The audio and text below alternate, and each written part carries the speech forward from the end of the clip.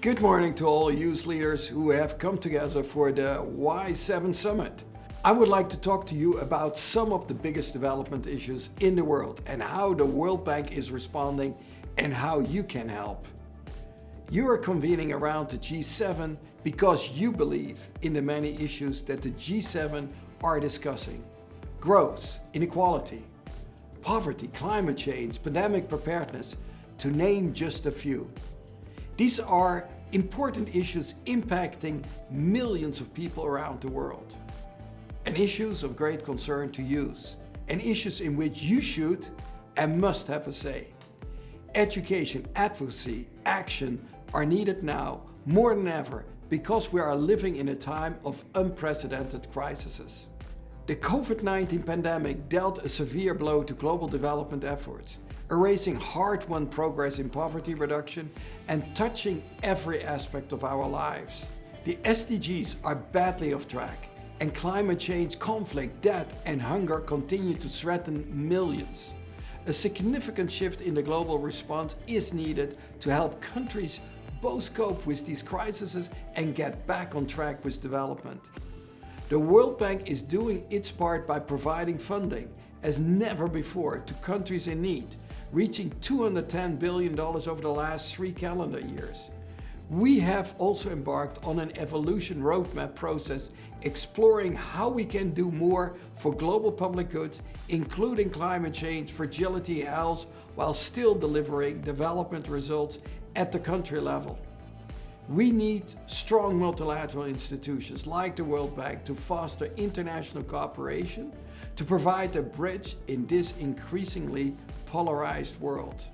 And we need our stakeholders, such as the many youth assembled here today, to join us in that fight. 50 years ago, then World Bank President Robert McNamara sounded the alarm about the 800 million people living in absolute poverty, which he described, and I quote, as a condition of life so limited as to prevent realization of the potential of the genes with which one is born. A condition of life so degrading as to insult human dignity. With that speech, he proposed a new strategy for rural development, which led to a 40% increase of the bank's financing for development over the next 5 years. This was the beginning of the World Bank's focus on poverty, and while the number of people living in extreme poverty has fallen drastically over the last 50 years, too many people still live with too little. 50 years later, his call to action still resonates. He said, but in my view, the fundamental case for development assistance is the moral one. The whole of human history has recognized the principle, at least in the abstract, that the rich and the powerful have a moral obligation to assist the poor and the weak. This is what the sense of community is all about.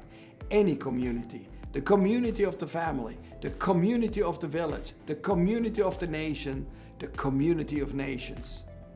I hope you will join this community of nations, this community of people who care about the issues we need to tackle.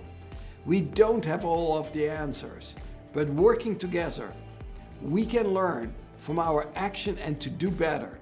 Ultimately, it's about development. We should not lose sight of this.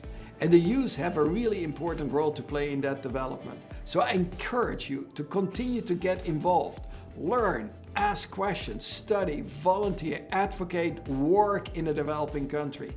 Aspire to work in development, and you can change history. The challenges are immense. As McNamara said 50 years ago, courageous decisions need to be made. This applied then and applies today as well. I hope that you will join me in rising to this challenge. Thank you.